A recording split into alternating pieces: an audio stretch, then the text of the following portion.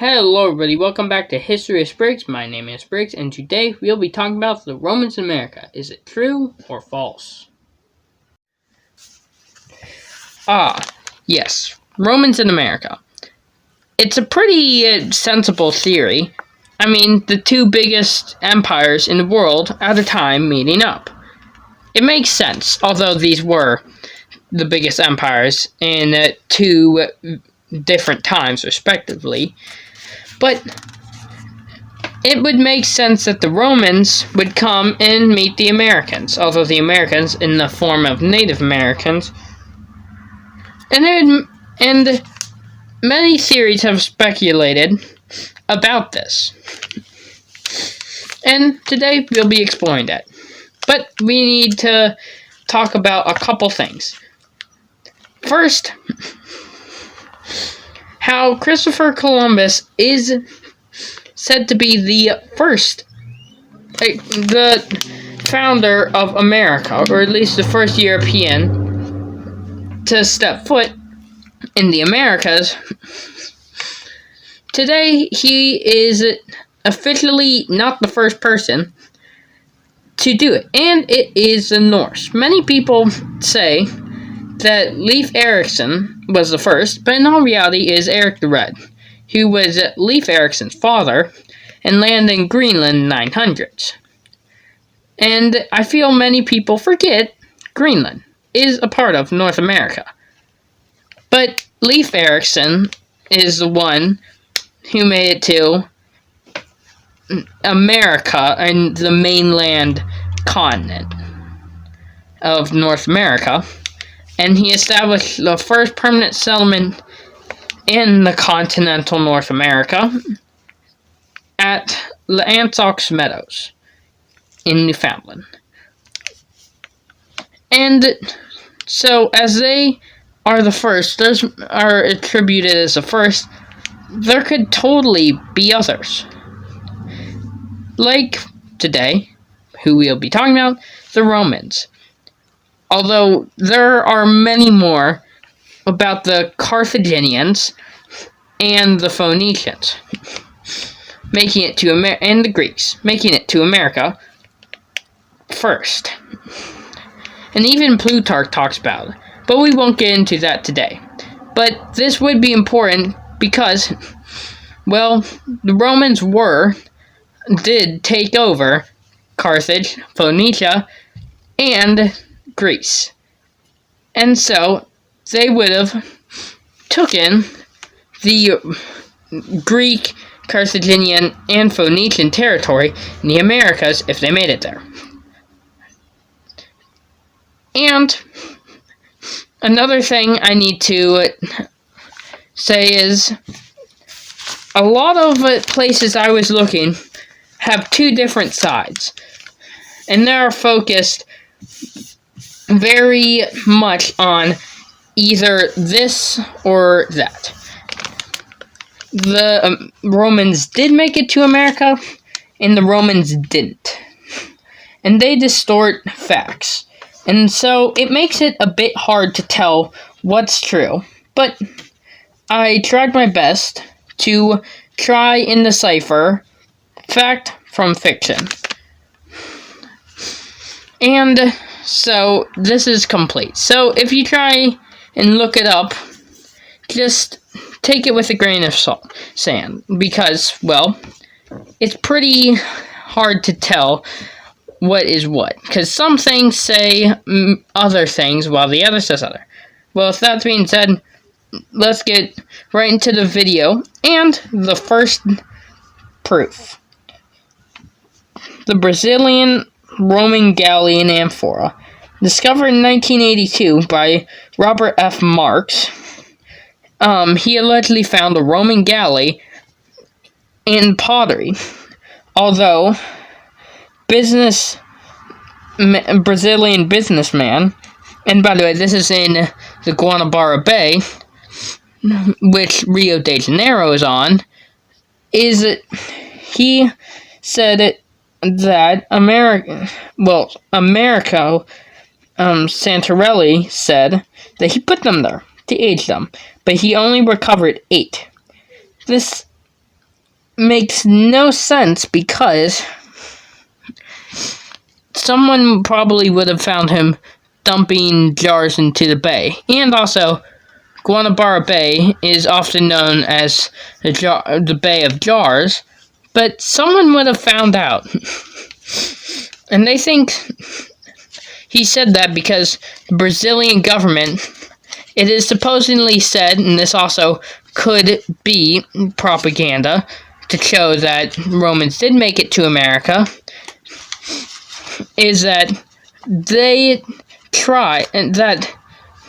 wanted, the Brazilian government wanted that the Portuguese founded Brazil and not the Romans, and so they made it so no one could investigate this site.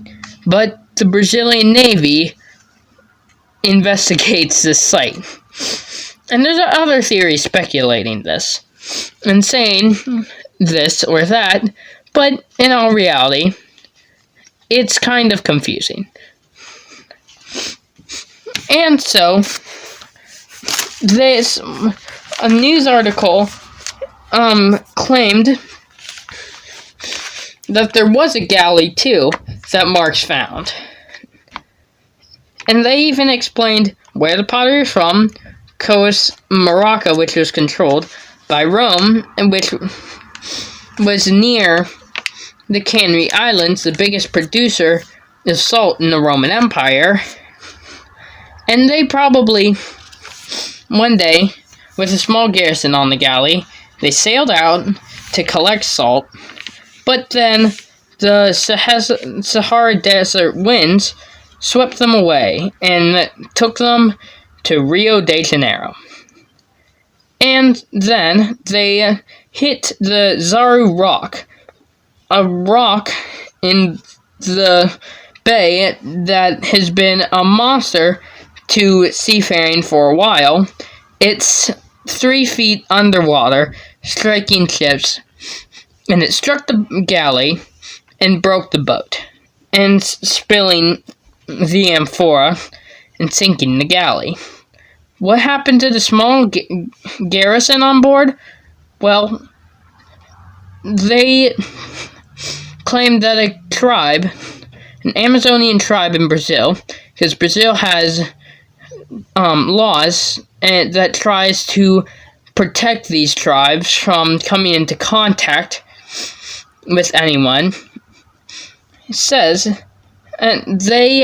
this tribe hasn't had any contact with the outside world, and they have white people living among them with blue eyes and blonde hair, which is the exact description of a Roman. But this could also not be true, and it's hard to tell if it is or not. And if this is, then this would be huge. And they haven't conducted a DNA test yet either on this tribe. So it's a kind of a mystery. And also, that's and some people say Robert F. Marx eventually saw that the amphora was fake, and so he doesn't believe in it anymore. But that could be not true also. Next, we have the pineapple. It's on the mosaic floor in the Palazzo Massimo alla Terme in Rome. This pineapple sits in a fruit basket with other various fruits from Europe and Asia and Africa and if you look, there is a pineapple, which was not introduced to Europe until the 15 and 1600s, after Rome fell, and so people think this is a sign of contact. But this is not very good proof, and it's probably just a pine cone, very detailed. Next, we have and I hope I'm saying this right, Tixoxicalixtlahuca head. Yeah, I butchered that one. It's a small terracotta head discovered by Jose Garcia Payon in a pre-Spanish burial site that was abandoned by the time the Spanish got there. It resembles something of Greco-Roman, and its manufacture date is from 9th century BC to the 13th century AD. And if you look at it, it totally looks Greco-Roman. A bit, too. And so, this probably is a Roman artifact of some sort, but how it got there is a mystery. But, as you'll see here, is Oak Island, with 2 ancient ceremonial swords confirmed to be Roman, and a hole of a galley which one of the swords was found in.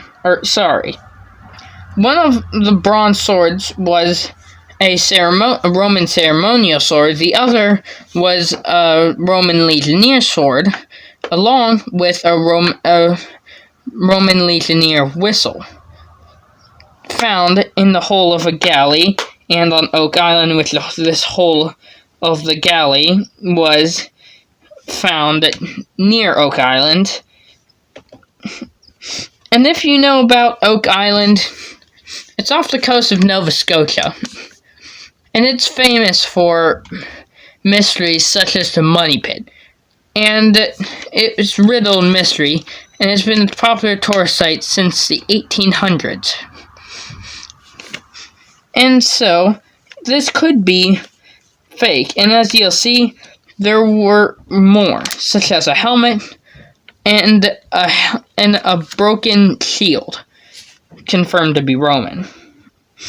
And there is an ancient mound dated around 300 AD. That's in shallow water.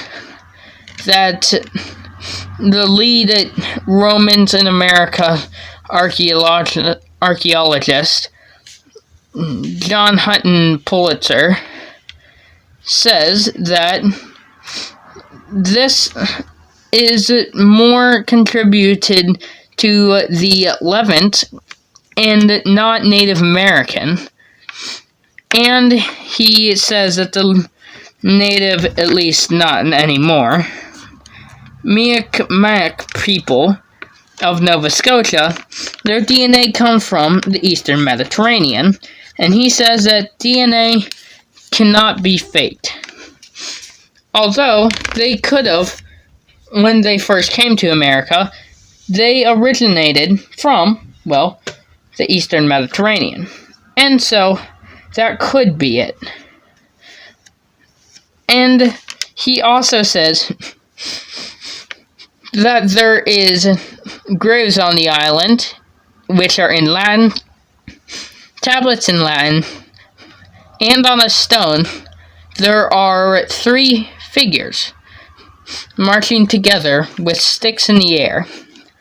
People think that this is Romans, and this is also on Oak Island. And many coins have been found on the island and off the shore, in the shallow ends of the water, and they've also been found, or supposedly found, in the Money Pit, a booby-trap pit, supposedly containing riches. Next up, we have the Galveston Bay, the bay of which Houston is on, connecting it to the Gulf of Mexico. There is a sunken galley that was found in 1886. And there's also another galley that was there that was found in 1913 in the Galveston Bay. And 2 wooden trusses in the Galveston Bay for an ancient bridge.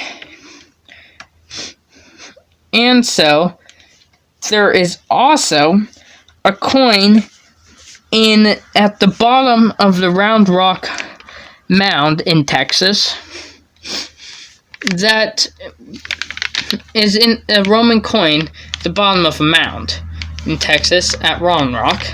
And theories say that's not Roman contact, and it was placed there in modern times, and rodents and tree roots carried it down. But that's a pretty bad excuse for that, because, well, I don't think rodents and tree roots will carry coins down to the very bottom of a mound, and I don't know about this one.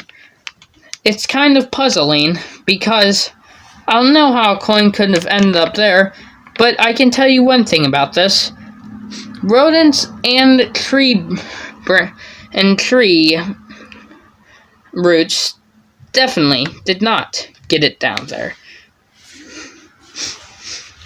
And so, there is also in near Rio de Janeiro, Pedro de Gavia, a large mountain with a big stone face on it, has a carving in either the Phoenician language, either of Phoenician, Norse, or Latin origins.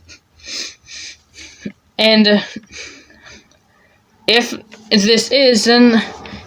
it is a galley in the Bay of Jars, then I believe this to be Latin. But we don't know if there actually is a galley in the Bay of Jars. And also, we have in Venezuela and Honduras, there is pottery in both countries and galleys in both countries. Which a galley in Honduras might, although a pretty long walk, would explain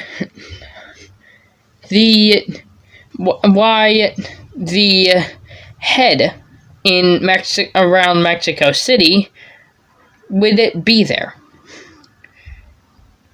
And also, coins. Roman coins in the Americas. I don't like to lean heavily on that, because coins could have been dropped in modern times. Although this is a fictional book, The Crockett's by Louis L'Amour has the main character drop a coin in the Rockies Mountains, and he lost it. And that coin he found in England, where he was originally from until he migrated to North America.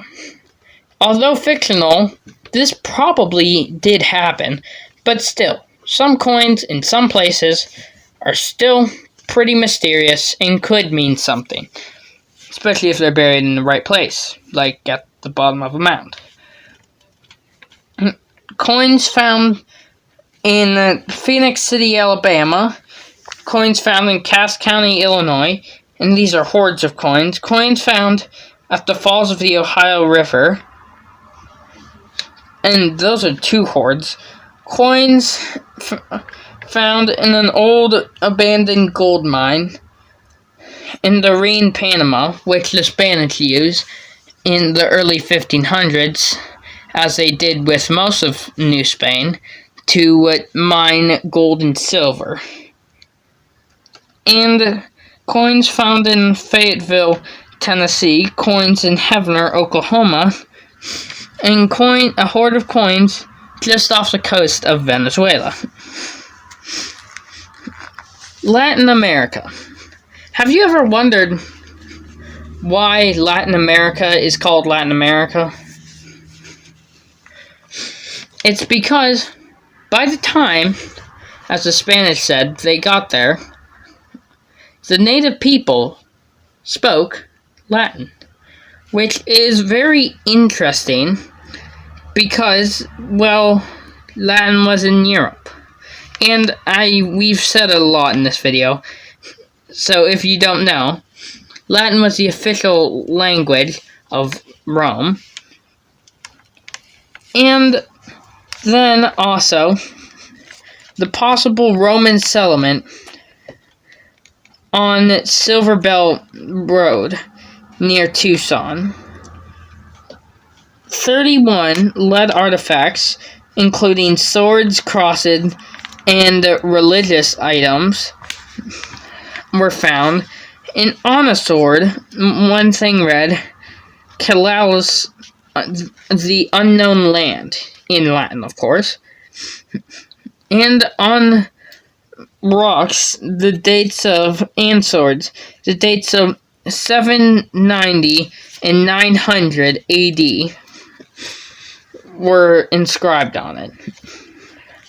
But it's probably a hoax, and by the way, these are known as the Tucson artifacts.